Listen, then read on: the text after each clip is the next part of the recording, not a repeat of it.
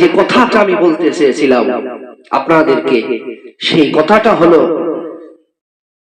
মুসলমান হয়ে মুসলমানের প্রতি দয়া এবং ভালোবাসা এবং তাদের প্রতি অনুগ্রহ করা।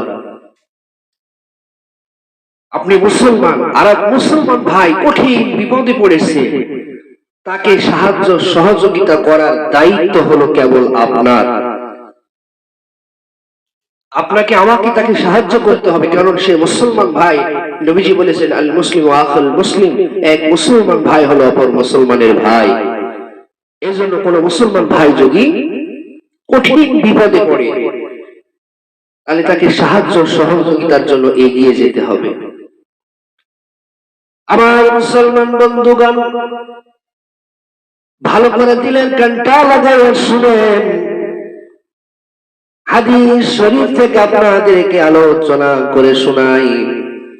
হযরত আনাস রাদিয়াল্লাহু তাআলা আনহু থেকে বর্ণিত, দরদি নবী বিশ্ব নবী জনাবে রাসূলুল্লাহ সাল্লাল্লাহু আলাইহি ওয়াসাল্লাম বলেছেন, আমার উম্মতের ভিতরে, নবীজি বলেছেন, আমার উম্মতের ভিতরে কোন মানুষ যদি অপর মুসলমান ভাইকে যদি খুশি করার জন্য তার কোন হাজত পূরণ করে, বিশ্বনবী জনাবে রাসূলুল্লাহ সাল্লাল্লাহু আলাইহি ওয়াসাল্লাম বলেছেন, ওই মানুষ যেন আমাকে ভালোবাসলো। আল্লাহু আকবার।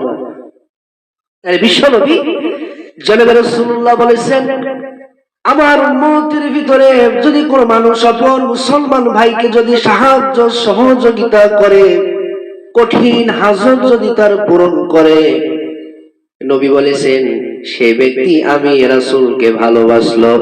নবী আমার বলেন, আর যে আমাকে ভালোবাসলো সে যেন স্বয়ং আল্লাহ তাআলাকে ভালোবাসলো। কত বড় কথা।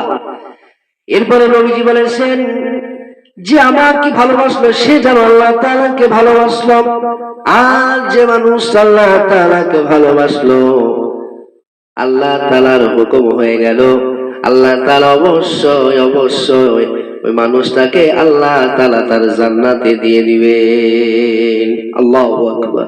এজন্য সম্মানিত আমার ভাইরা, যদি আমাদের ভিতরে যদি কোনো মুসলমান ভাই যদি কঠিন বিপদে পড়ে, তাহলে আমরা তাকে সাহায্য সহযোগিতা করব।